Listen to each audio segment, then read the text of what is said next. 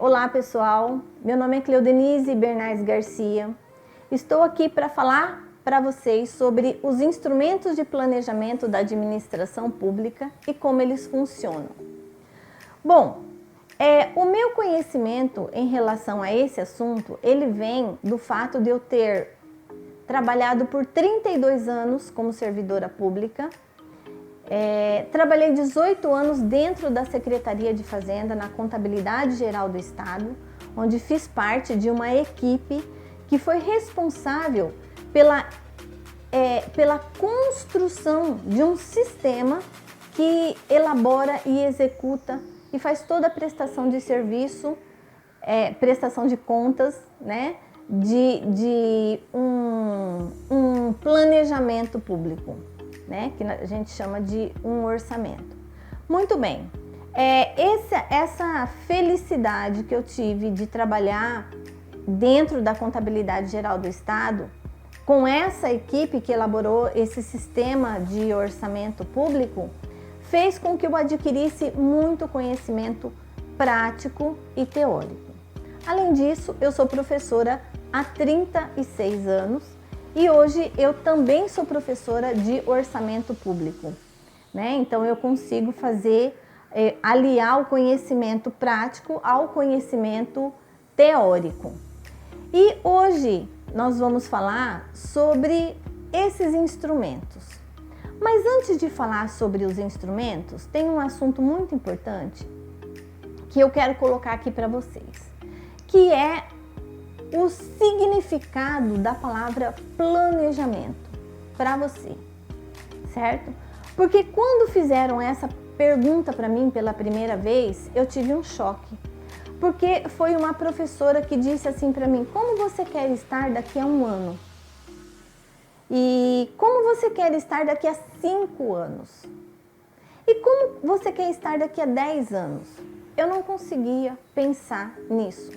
O meu cérebro não funcionava e eu não conseguia identificar o que eu queria para daqui a um ano. Muito menos para daqui 30, 60, 90 dias. Eu não conseguia imaginar isso.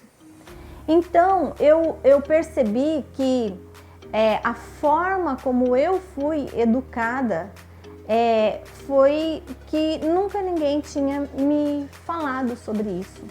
Muito menos na faculdade, e se falaram, não falaram com consistência para que eu conseguisse perceber a importância de saber que a nossa vida, pessoa física, nós temos que planejar.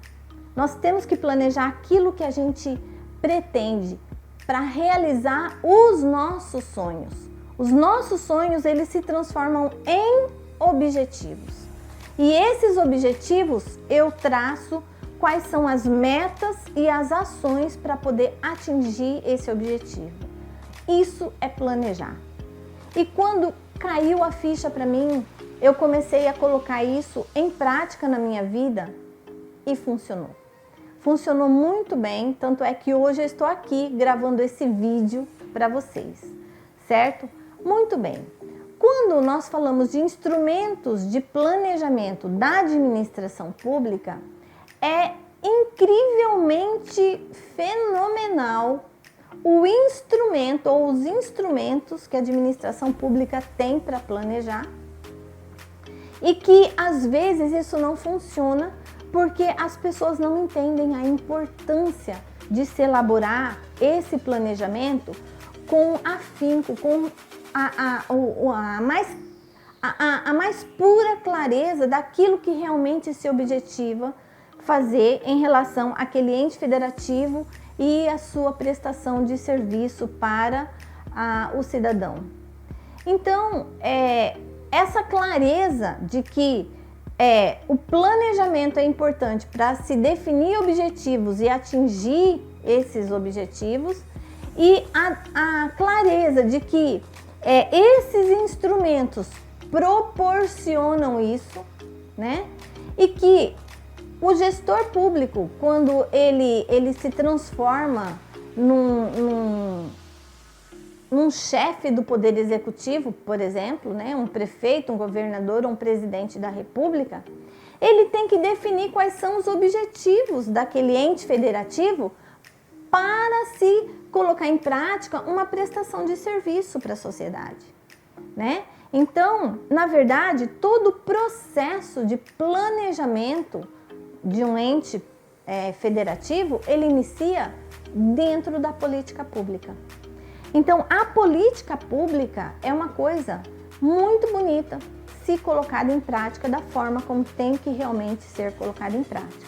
No momento em que esse gestor ele registra o seu plano de governo no Tribunal Regional Eleitoral, esse plano de governo que foi registrado lá, ele vai ser transformado em plano plurianual, que é um plano de metas e prioridades para um período médio de 4 anos, certo? Então, esses objetivos serão transformados em programa de governo, certo? Onde esse programa de governo, ele vai orientar todo o processo de ação daquele gestor por um período de 3 anos.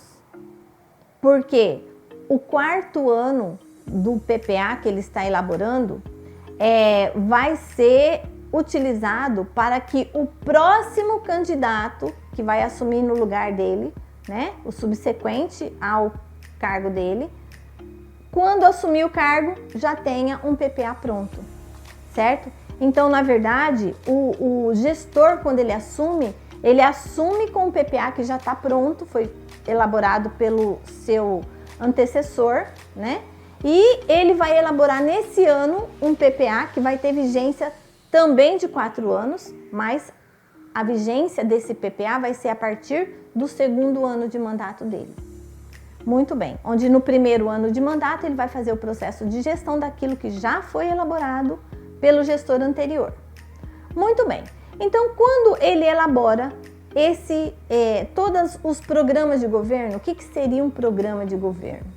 Um programa de governo é um objetivo. Por exemplo, um objetivo como o que já existe. Objetivo de Bolsa Família. É um programa de governo. Um outro programa de governo, Luz para Todos. Outro programa de governo. Certo? Então, os programas de governo, eles têm um nome, certo? E esse programa de governo, se ele tiver uma ação superior a 1 ano, ele tem que estar planejado no PPA, que é o primeiro instrumento de planejamento da administração pública. Muito bem. A Lei de Diretriz Orçamentária é o 2º instrumento de planejamento da administração pública, onde todas as ações planejadas no PPA, no Plano Plurianual, com vigência de 4 anos, serão retiradas aquilo que vai ser executado num determinado ano e colocado num anexo de metas e prioridades dentro da Lei de Diretriz Orçamentária. Então, a Lei de Diretriz Orçamentária, ela vai retirar as ações do PPA para que ela possa dar as diretrizes para se elaborar o orçamento público. Então, o 3º instrumento de planejamento é a Lei Orçamentária Anual. Onde a Lei Orçamentária Anual, ela vai dizer quanto vai custar aquele programa de governo por um período de 1 ano. Então, se é um programa de governo de Luz para Todos, que vai levar energia elétrica para a zona rural, por exemplo, quanto vai custar no exercício de 2020, por exemplo? Vai custar X. Muito bem. Então, o valor que vai ser utilizado para se fazer essa obra, essa ação, vai estar planejada na Lei Orçamentária Anual. A Lei de Diretriz Orçamentária vai autorizar que se faça essa ação, certo? E vai definir o valor total daquele ano. E a Lei Orçamentária Anual vai definir em que vai ser gasto aquele valor que está planejado para aquele ano, certo? Muito bem. Então, os instrumentos de planejamento, como vocês perceberam, eles têm que estar alinhados, integrados. Todas as ações que estão no plano plurianual, que é ação para 4 anos, tem que estar também na LDO e na LOA. Então, na verdade, a LDO ela é uma ponte entre as ações que estão planejadas no PPA, o que vai ser feito no ano, está na LDO autorizado pelo Poder Legislativo e que vai dar as diretrizes para se elaborar a lei orçamentária anual. Lembrando que esses 3 instrumentos de planejamento são elaborados pelo Poder Executivo e enviados ao Poder Legislativo para que eles possam aprovar. No momento em que se envia no caso não é uma lei ainda, ele é um projeto de lei, né? Então o Executivo envia para o Legislativo o projeto de lei, os 3 projetos de lei, o Poder Legislativo vai aprovar, certo? E ele devolve para o Poder Executivo promulgar e sancionar, certo? Então, esse processo de elaboração e envio para o Executivo aprovar e o Legislativo aprovar e o Executivo promulgar e sancionar e publicar, aí a lei já passa a ser uma lei de fato e ela passa a ser uma lei obrigatória. Lembrando que as datas de elaboração do PPA, da LDO e da LOA são datas diferentes. Não se elabora as 3 ao mesmo tempo, certo? Então tem as datas que definem, né, que está na Constituição Federal, no artigo 163, que definem quais são as datas, né, que essas leis têm que ser elaboradas pelo Executivo e enviada para o Legislativo aprovar. Muito bem. Lembrando que no plano plurianual, que é a lei que tem vigência para 4 anos, onde vai se colocar todos os programas de governo por esse período, só vai ter nesse projeto do PPA, que o Executivo está elaborando, as despesas de capital e todos os programas de duração continuada. Então, no plano plurianual não vai estar todas as despesas daquele ente federativo, não. Só vai conter no plano plurianual as despesas de capital. O que são essas despesas de capital? São as despesas que são planejadas com obras, certo? As obras que serão executadas por aquele ente federativo. E as despesas que são de programas de duração continuada são aqueles programas em que eles não são obras, mas eles demandarão um período superior a 1 ano para sua execução. Por exemplo, o extermínio do pernilongo que provoca a dengue, a febre amarela e chikungunya, que é o Aedes aegypti. Esse pode ser um programa, um objetivo do governo, exterminar porque está tendo uma epidemia, por exemplo. Muito bem. Quanto tempo vai levar a ação para esse programa de governo exterminar o pernilongo? 3 anos. Muito bem. Então, ele é um programa de duração continuada. Então, ele deve estar contido no plano plurianual, certo? Então, não é uma obra, não é uma despesa de capital, vai ser despesa corrente, onde às vezes vai ter que contratar pessoal, vai ter que adquirir alguns equipamentos, né, para poder matar os focos desse pernilongo.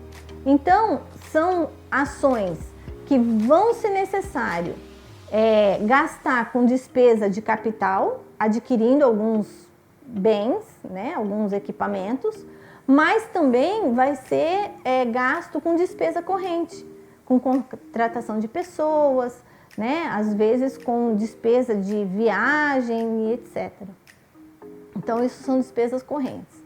Mas tem que estar planejado no PPA, porque é um programa de duração continuada, certo? Tá, mas e as despesas com pessoal, pagamento de juros e etc? E despesa de custeio e manutenção daquele ente federativo? Vai estar planejado onde? Vai estar planejado na lei orçamentária anual. Porque essas são despesas contínuas, são despesas que ocorrem todo o ano. Então, todas as despesas com pessoal, despesa com combustível, com passagem aérea, com prestação de serviço, pessoa física, pessoa jurídica, vai estar planejado na LOA. Não vai estar planejado no PPA.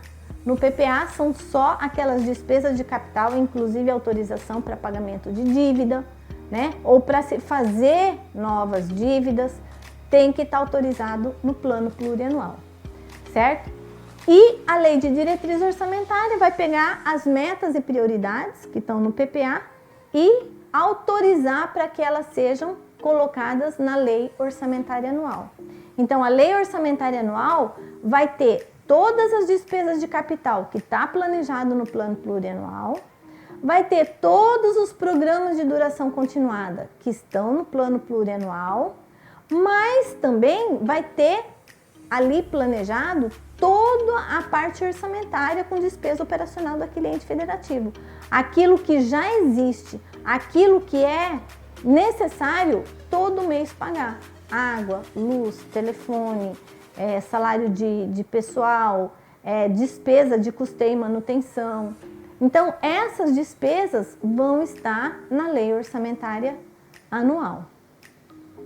Muito bem. Então, é assim que funciona esse processo de criação dos instrumentos de planejamento, certo? Então, nós conseguimos identificar que todo o valor que é arrecadado por um ente federativo, ele vai ter uma previsão de receita, onde essa previsão de receita vão estar nos instrumentos de planejamento, definido quanto que aquele ente federativo planeja arrecadar com tributos, taxas e contribuições de melhoria, né? Então, para que aquele ente federativo ele tenha um norte, para que ele possa executar esses instrumentos de planejamento, ele tem que planejar também o valor que ele pretende arrecadar.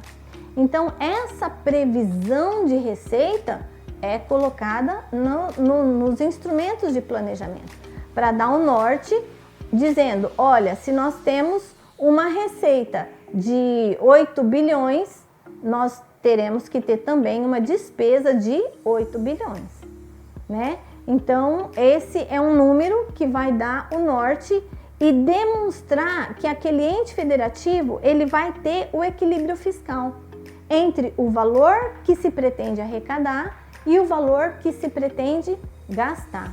Esse equilíbrio fiscal, ele tem que ocorrer.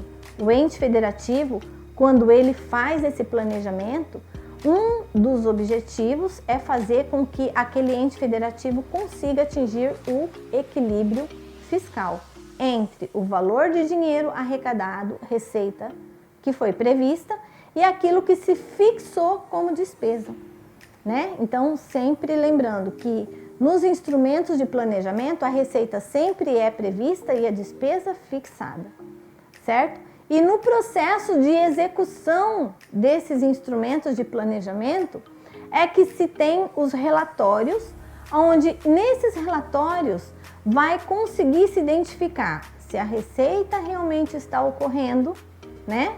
E se, de acordo com o que foi planejado, ela está ocorrendo, nós então podemos executar a despesa, certo?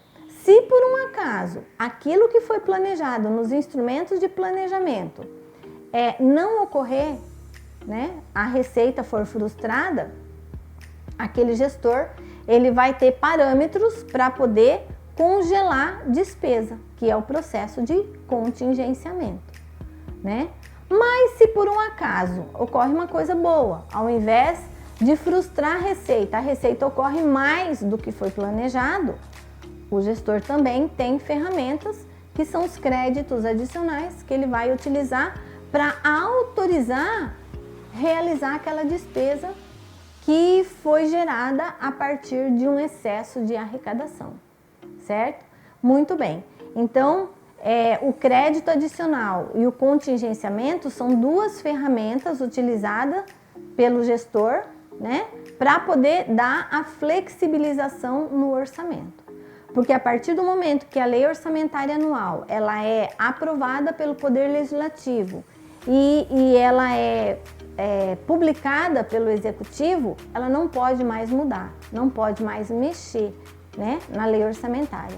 Só pode utilizar essas duas ferramentas de flexibilidade, certo? Então eu espero que eu tenha contribuído com vocês em relação ao esclarecimento de como que funciona, né, essas ferramentas e quais são essas ferramentas, né? E se vocês tiverem intenção de aprender mais, né, nós temos uma página no YouTube, nós temos um site que vai ser colocado aqui ou aqui ou aqui, eu não sei onde vai ser colocado, né, para que vocês possam realmente ter mais conhecimento sobre esse assunto.